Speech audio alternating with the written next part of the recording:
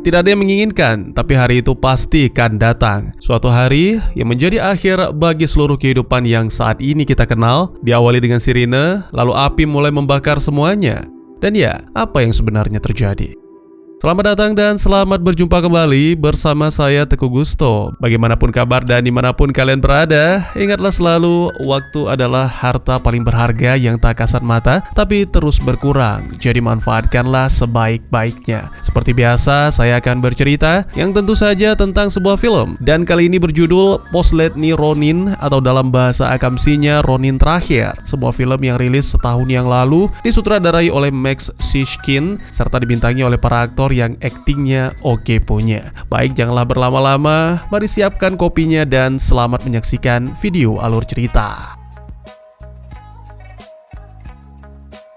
Iklim berubah, dan sebagai awal, kelaparan melanda yang membuat semua menjadi anarki. Semua orang saling menghabisi satu sama lain. Kota-kota hancur, dan segala yang telah kita capai sudah tidak ada artinya lagi karena telah dimusnahkan. Ya, manusia benar-benar berada di ambang kepunahan.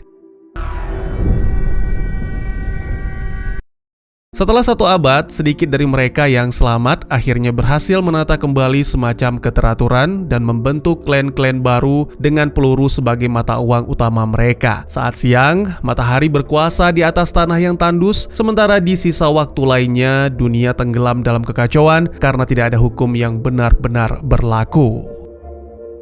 Jika biasanya target melarikan diri dari pemburu, yang ini beda. Justru target yang mendatangi pemburu. Ya, seorang pria bertubuh tegap mendatangi sebuah pondok di mana sang pemburu telah santai menanti sambil menikmati segelas minuman. Dengan tenang, si pria tegap meletakkan semua senjatanya kecuali pistol. Itu pun karena si pemburu sangat menyukai pistol tersebut. Pria tegap atau selanjutnya akan saya sebut Yuri menanyakan siapa yang memberikan harga atas kepalanya sembari meletakkan 2 jempol yang telah dipotong.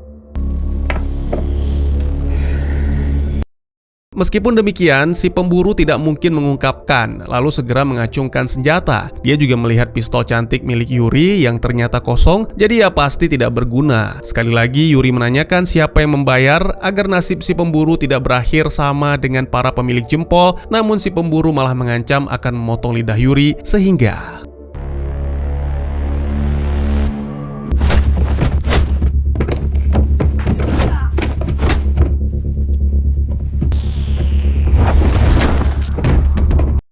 Setelah menumbangkan si pemburu, Yuri mulai memeriksa sekeliling, berharap bisa menemukan sesuatu yang berguna. Tapi sayangnya hanya beberapa peluru saja, itu pun sudah berkarat. Ketika hendak meninggalkan pondok, Yuri bertemu dengan seorang gadis yang mengaku mencari pemburu dan menawarkan sejumlah bayaran. Yuri menjelaskan apa adanya, serta memberikan saran, jangan memancing orang untuk merampok dengan menjelaskan hal-hal yang tidak perlu. Tapi gadis itu bersungguh-sungguh, dia bahkan mengikuti Yuri, mendesaknya agar mau menerima pekerjaan sebagai pengawal pribadi sembari menyerahkan 1 peluru langka sebagai awal.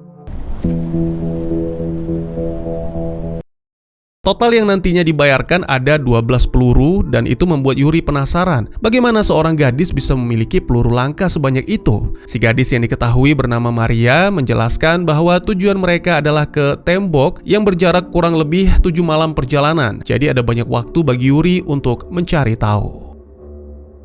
Yuri pun setuju, lalu dimulailah petualangan mereka di daratan tandus ke tempat yang disebut tembok. Meskipun dengan seorang gadis, tapi Yuri tetap waspada dan menjaga jarak, serta meminta Maria untuk tetap fokus agar tidak tertinggal. Dalam perjalanan, Yuri mengajukan beberapa pertanyaan dan diketahui bahwa Maria berasal dari kelompok yang menempati suatu lembah atau mereka menyebutnya komune. Maria melarikan diri dari sana bersama seorang wanita yang ia panggil ibu, namun pada akhirnya ibu berubah pikiran sehingga Maria meninggalkannya. Lebih lanjut, Maria menjelaskan bahwa dia mendapatkan peluru-peluru unik itu dari sang ayah sekaligus revolvernya. Mereka kemudian membicarakan tentang senjata Yuri, pistol kaliber 45 yang telah dimodifikasi, jadi harus menggunakan peluru khusus yang sangat langka dan selama ini Yuri tak bisa menemukan. Maria meremehkan, mengatakan apa gunanya senjata jika tak bisa digunakan. Tak lama kemudian, mereka tiba di bukit di mana Maria menguburkan 5 peluru. Ya, gadis itu cukup cerdas karena tidak membawa semua peluru agar tidak dirampok. Sesuai perjanjian, 6 peluru lagi akan dibayar saat mereka mencapai tembok. Lalu tiba-tiba saja serangan datang dari kelompok berpakaian serba hitam dan bertopeng tengkorak yang mana membuat jagoan kita tak punya pilihan selain bertarung. Awalnya Yuri tak ingin membunuh, tapi karena kelompok Black Skull terus menyerang, Yuri pun melancarkan serangan mematikan. Sampai akhirnya komandan kelompok itu mengarahkan busurnya, namun tiba-tiba saja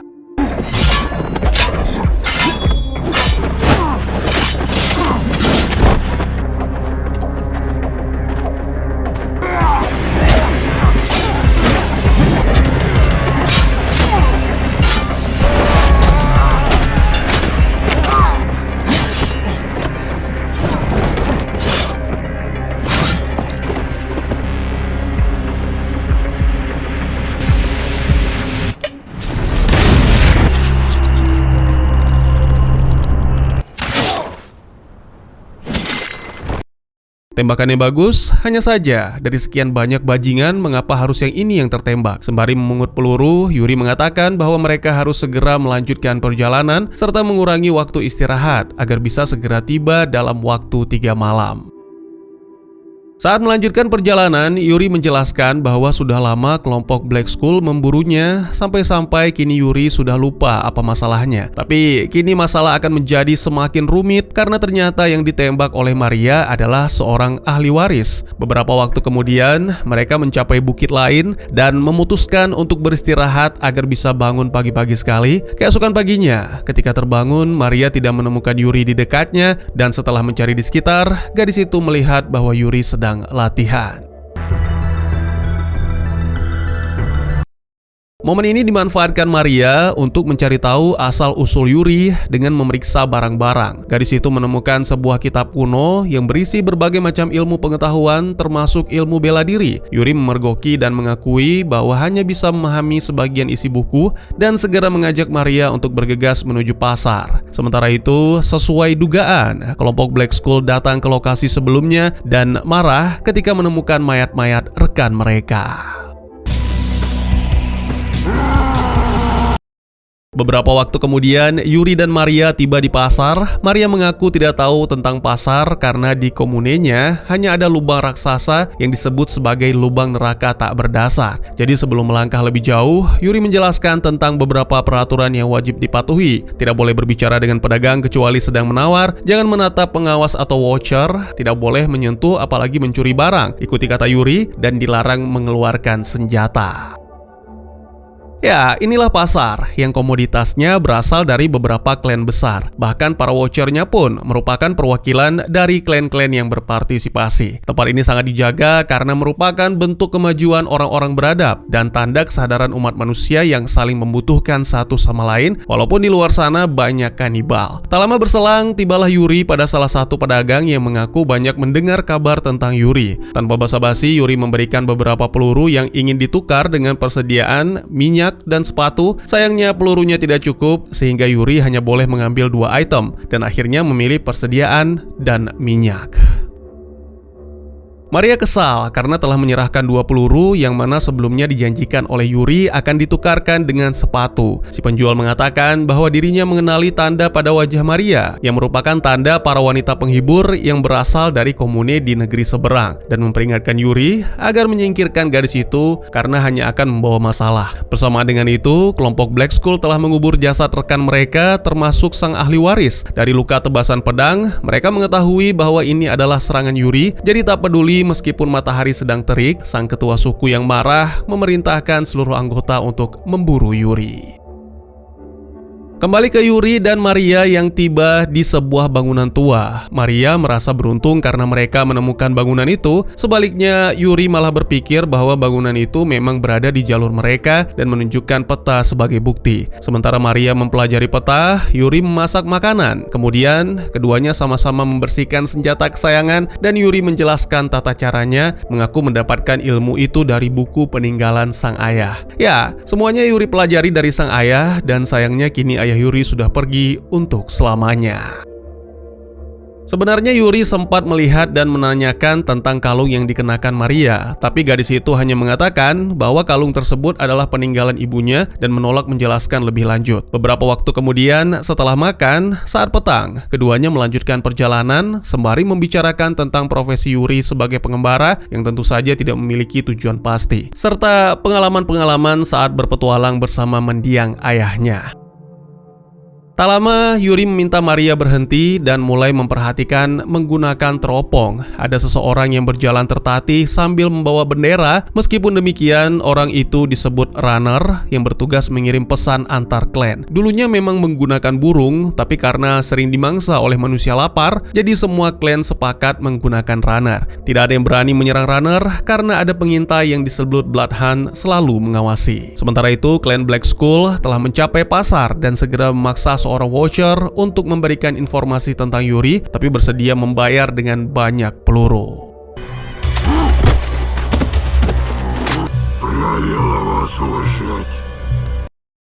Saat gelap, Yuri dan Maria menemukan bangunan lain dan memutuskan bermalam di sana. Sangat disayangkan, lelah membuat jagoan kita lengah sehingga tidak menyadari kedatangan penyusup.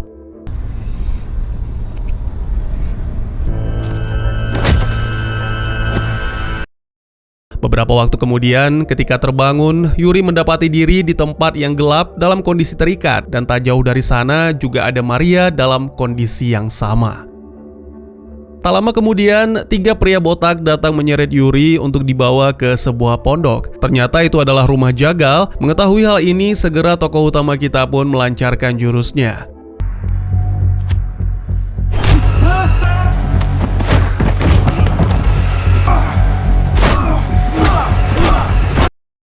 Tentu para pria botak bukan tandingan Yuri, sehingga mereka melaporkan kepada pimpinan dan diketahui bahwa itu adalah kelompok kultus pemakan manusia. Pimpinan atau pendeta mereka memerintahkan 3 pengikutnya untuk mengkonsumsi makanan suci berasal dari jamur yang tumbuh dari mayat manusia. Mereka kemudian kembali ke gubuk untuk mencari Yuri, sementara Yuri sedang membebaskan Maria dan seorang pria yang mengaku mengetahui gudang senjata, lalu tiba-tiba saja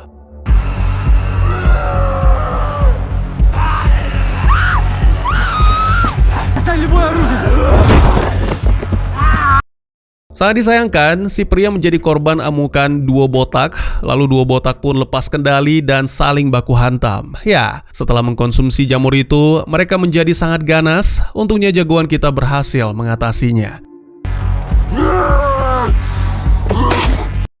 Segera setelah itu, Yuri menemui sang pendeta, mengabaikan semua ocehan keagamaan tentang Dewa Putih dan Dewa Gelap, meletakkan pedang ke lehernya, dan memaksa agar ditunjukkan jalan keluar. Setelah mengurung pemimpin kultus di gudang manusia, Yuri dan Maria keluar dari tempat itu tanpa dihalangi oleh para pengikut, dan pada momen ini Maria begitu senang karena akhirnya menemukan sepatu meskipun memungut dari salah satu mayat. Keesokan paginya, Yuri dan Maria singgah di reruntuhan untuk bersiap kembali melanjutkan. Dalam perjalanan, Yuri mengungkapkan penyesalan yang berakibat mereka berdua diculik, namun Maria sama sekali tidak mempermasalahkan karena itu sudah sering terjadi di komunenya dulu. Maria juga menolak rasa kasihan Yuri karena dirinya sudah cukup banyak menyaksikan kekejaman manusia. Mulai dari dibuang sang ayah, sampai nyaris dijual sang ibu sebagai budak, semua kekejaman itu sudah berlalu, dan kini satu-satunya tujuan Maria adalah balas dendam. Terjadi perdebatan, karena menurut Yuri balas dendam tidak akan ada habisnya. Ironisnya justru itulah yang diinginkan Maria, gadis itu tidak akan berhenti meski balas dendamnya telah tercapai. Tiba-tiba saja Yuri mendengar sesuatu dan segera menggunakan teropong untuk memantau sekitar. Ternyata Black Skull berhasil menyusul dan jarak mereka sudah tak jauh lagi, sehingga Yuri mengajak Maria mengenakan pelindung untuk berlari sejauh mungkin sampai tengah hari. Beberapa waktu kemudian tibalah saatnya berhenti, jadi mau tidak mau mereka harus memberanikan diri menghadapi. Untungnya Black Skull tidak mengetahui jumlah peluru Yuri dan Maria. Lagi pula, untuk bisa menyusul secepat ini, pastinya Black Skull tidak beristirahat sama sekali. Mendengar hal ini, Maria dengan mantap menantang Black Skull untuk maju, dan ternyata cara itu berhasil. Pemimpin Black Skull menjadi ragu dan memutuskan untuk beristirahat. Еда добыть, сил набрать. Meskipun demikian, kondisi ini pastinya tidak bertahan lama. Jadi Yuri pun mengungkapkan idenya. Saat petang, Yuri dan Maria berpindah ke lokasi lain. Yuri menjelaskan suatu tempat yang disebut sisa dunia lama, dan tempat itu nyaris tak tersentuh karena dijaga oleh kutu. Jadi mustahil untuk bisa keluar hidup-hidup. Yuri sendiri yang akan ke sana, sementara Maria diminta menunggu sembari memantau pergerakan kelompok Black Skull. Ya, sesuai dugaan, Black Skull juga mulai bergerak, sementara jagoan kita telah tiba di lokasi dunia lama yang lebih mirip seperti bekas pelabuhan di mana banyak sekali peti kemas. Jangan salah paham, mengira kutu adalah serangga kecil. Kutu di sini adalah sebutan untuk robot penjaga bertenaga matahari. Mereka dapat mendeteksi apapun yang mencurigakan, bahkan Yuri sempat ketahuan sebelum masuk ke salah satu peti kemas. Sementara itu, Maria melihat kelompok Black Skull mulai mendekat dan segera menjadi panik berharap Yuri segera kembali. Yuri sendiri masih mencari-cari senjata yang bisa digunakan dengan robot penjaga yang terus berusaha mendobrak masuk. Pada akhirnya, salah satu kutu berhasil menerobos masuk dan untungnya di saat yang sama Yuri menemukan senapan sehingga Yuri pun segera menggunakan senapan tersebut plus peluru yang diberikan oleh Maria.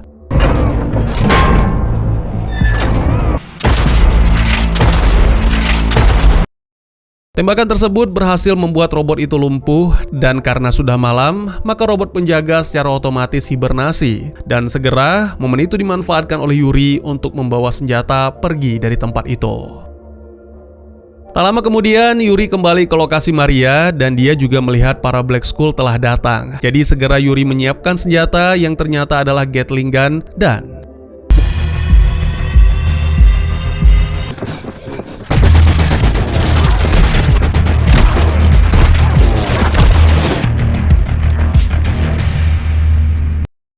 dalam sekejap, seluruh anggota Black Skull tewas tertembak, bahkan di antara mereka ada yang tubuhnya hancur. Yuri mengatakan akan memeriksa mayat-mayat anggota Black Skull, baru setelah itu mereka memutuskan mau kemana. Maria malah marah dan menegaskan bahwa tujuannya tetap ke tembok untuk balas dendam. Kali ini Yuri tidak mau berdebat dan hanya menyerahkan jurnalnya sebagai pembelajaran bagi Maria. Tak lama kemudian, sementara Yuri memeriksa mayat-mayat Black Skull, Maria membaca jurnal, dan tiba-tiba saja 3 orang prajurit datang. Para prajurit itu menjelaskan ayah Maria memerintahkan mereka untuk menjemput. Maria terkejut, tapi juga merasa lega mengetahui sang ayah masih hidup, jadi secara sukarela ikut dengan para prajurit. Yuri melihat hal ini dan segera berlari untuk menghentikan, namun sangat disayangkan prajurit menembaknya, dan ketika salah satu dari prajurit mencoba merebut pedang kesayangan,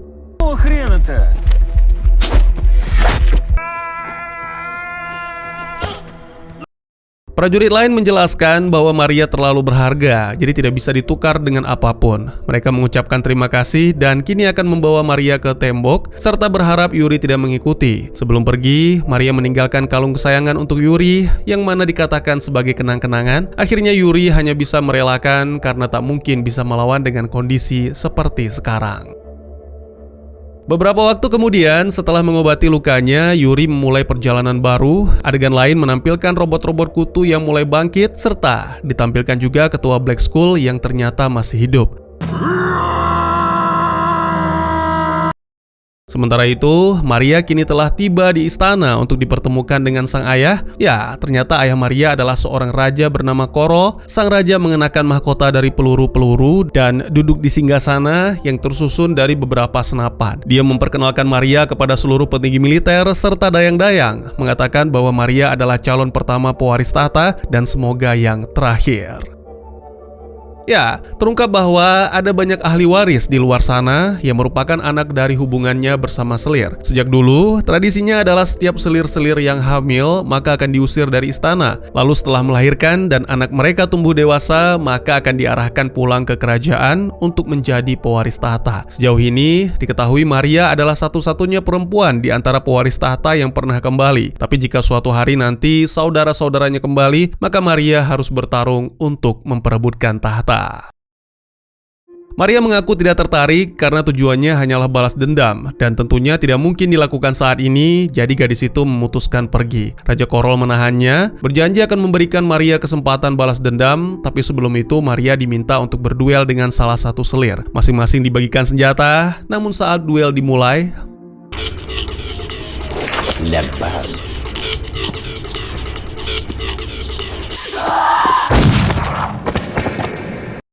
Raja Korol menghabisi selirnya dengan alasan bercanda dan berjanji pada Maria bahwa waktu untuk balas dendam itu akan datang, tapi tidak sekarang.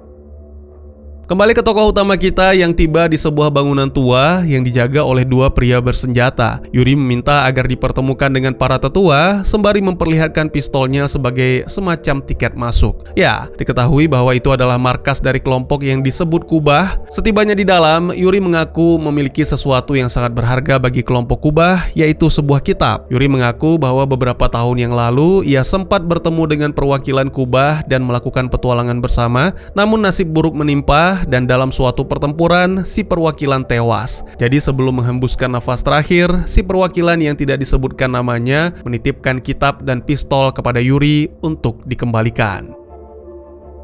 Setelah itu, Yuri juga mengaku bahwa pistol hanya berisi 3 peluru dan telah dihabiskan di jalan kebenaran. Kini Yuri akan melakukan suatu misi penting, jadi memohon kepada para tetua untuk meminjam pistol tersebut beserta pelurunya. Karena kemanapun Yuri mencari, tetap tidak bisa menemukan peluru yang pas untuk pistol itu. Permintaannya dikabulkan, Yuri kemudian dibawa ke sebuah ruangan tempat salah satu orang penting kelompok itu diawetkan dan ternyata ada pistol yang sama di sana dengan beberapa peluru. Yuri menjelaskan alasannya mengembalikan kitab, yaitu karena suatu nasihat dari si perwakilan Kubah bahwa mundur bukan berarti kalah, sama halnya seperti sekarang ini. Yuri hanya mundur, tapi tidak berhenti karena ia akan datang ke tembok untuk menyelamatkan Maria. Selain itu, Yuri menanyakan tentang tulisan pada pistol, yang artinya meski berada di lembah tergelap sekalipun, aku tidak takut dengan kejahatan, karena akulah kejahatan yang paling menakutkan. Setelah mendapatkan beberapa peluru, Yuri pun pergi meninggalkan tempat itu, serta setelah berjanji akan mengembalikan pistol tentunya. Para tetua berbincang tentang Yuri, meyakini bahwa Yuri adalah kesatria yang tersisa dari dunia lama yang menghabiskan seumur hidupnya untuk mengembara dan memegang teguh kehormatan atau biasanya dikenal dengan Ronin. Beberapa waktu kemudian, Yuri menyerang salah satu pengintai atau disebut Bloodhound untuk mengambil kostumnya, lalu menuju ke tembok. Setibanya di sana, dua penjaga mencoba menghalangi dan tentunya itu bukan masalah. Inilah tembok, sebuah istana kerajaan Korol. Disebut tembok karena seluruh wilayah istana dan kota dikelilingi tembok setinggi puluhan meter yang memisahkan antara manusia beradab dengan para kanibal. Selanjutnya, Yuri melewati koridor panjang di mana para penjaga telah menanti, dan lagi-lagi Yuri terpaksa meladeni mereka.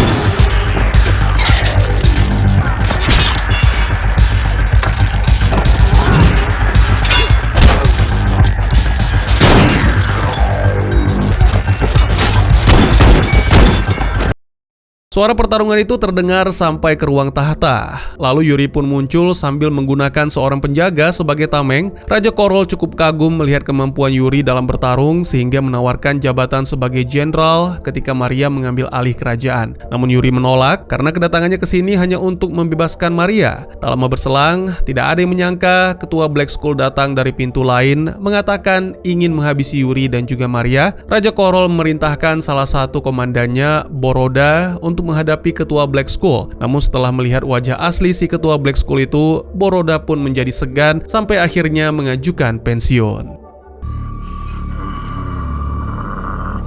Извините, но кажется, он пришел к вам.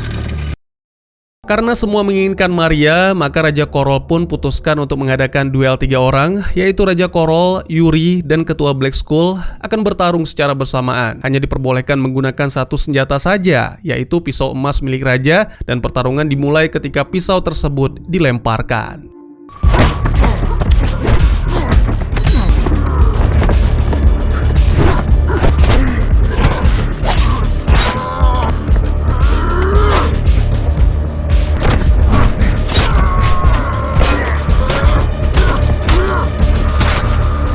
Ketua Black Skull yang pertama tewas akibat menerima banyak tikaman, dan selanjutnya sangat disayangkan jagoan kita yang tumbang. Ternyata Korol menjadi raja bukan bermodalkan mulut besar belaka. Pria itu benar-benar bertarung dengan sangat baik.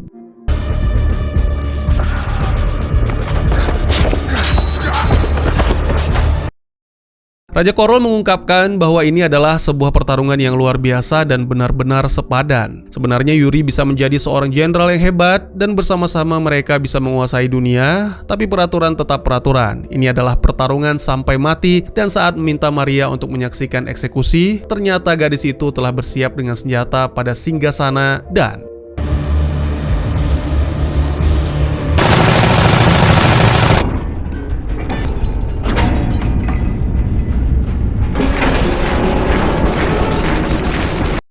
begitu semuanya usai, sebagai ratu, Maria memerintahkan semua orang keluar kecuali tangan kanan raja. Maria kemudian menghampiri Yuri yang ternyata masih bertahan. Yuri kembali mengingatkan tentang buruknya dendam dan ambisi manusia yang tak ada habisnya, tapi Maria tidak mau mendengarkan apapun lagi karena menganggap semua itu omong kosong. Menurut gadis itu, dunia yang mereka tinggali kini hanya ada darah dan penderitaan, dan Maria mengklaim bahwa dia telah menerima dunia yang seperti itu. Dia juga menyarankan kepada Yuri agar tidak berbohong pada diri sendiri dan melanjutkan pengembaraan mencari pembunuh sang ayah, namun Yuri hanya diam dan melangkah pergi karena kecewa dengan sikap Maria.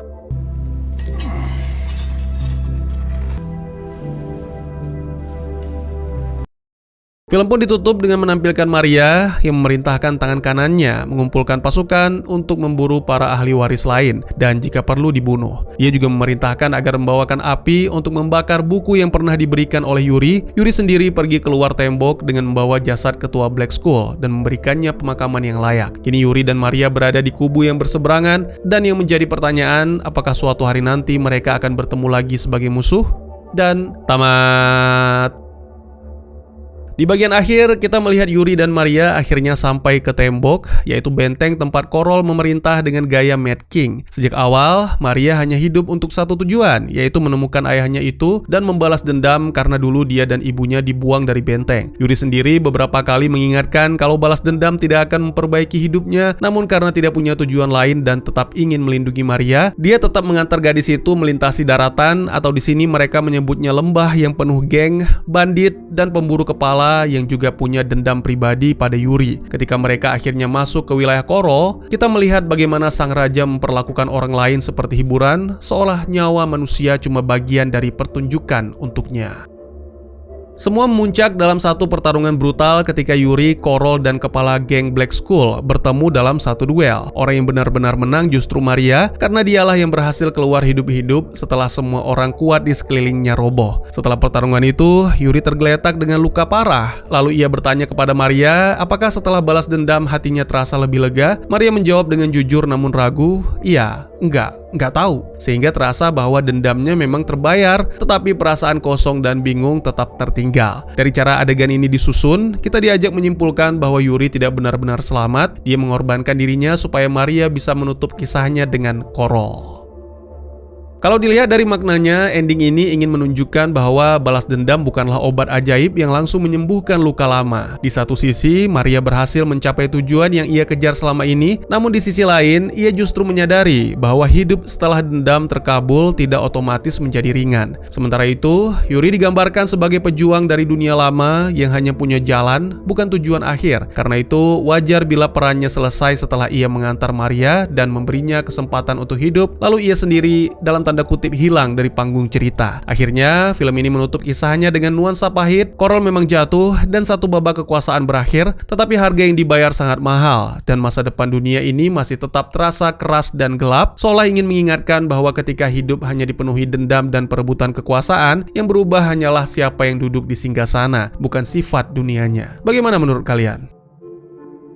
Mungkin segitu saja teman, terima kasih buat yang sudah menyaksikan. Silahkan memberikan komentar, bertanya, ataupun merequest kira-kira film apa yang menarik untuk dibahas. Bisa lewat kolom komentar, atau buat yang malu-malu bisa via DM ke Instagram saya di @tegugusto. Insya Allah pasti akan dibaca. Mari kita jadikan kolom komentar sebagai sarana penambah wawasan dan menciptakan jalinan persaudaraan, bukan malah menjadikannya sebagai tempat pembulian sehingga menciptakan permusuhan. Jangan lupa dukung terus channel ini dengan cara share, like, dan subscribe, karena dukungan dari kalian sangat berharga bagi saya demi perkembangan channel ini. Saya Gusto, sampai jumpa di video selanjutnya. Tetap semangat, tetap bersyukur setiap hari. Dadah!